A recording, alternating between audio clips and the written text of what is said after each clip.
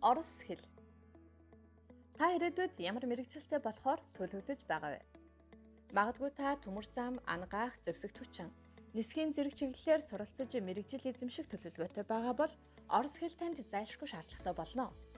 Учир нь эдгээр мэрэгчлэлтэй холбогдох мэдээлэл ном тавхимлууд орос хэл дээр хэвлэгдсэн нь цөөнгүй. Мэдээч та чанартай боловсон хүчин болохыг зорж байгаа бол орчуулгын ном хүлээгээд яах юм? Өөрөө орчуулад судалж олно шүү дээ. Монгол улс газар зүйн байршлын хувьд хоёр том гүрний дунд оршиж байдаг.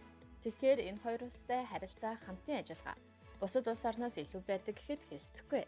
Иймээс хоёр том гүрнийхээ ядаж аль нэгийнх нь хэлээр яриад ойлгож сурчсан байхад та өөрийн мэрэгжил боловсролыг хамгийн бага зардлаар хөрш орондоо очиж эзэмших томоос том хаалга нэгдэж байна гэсэн үг.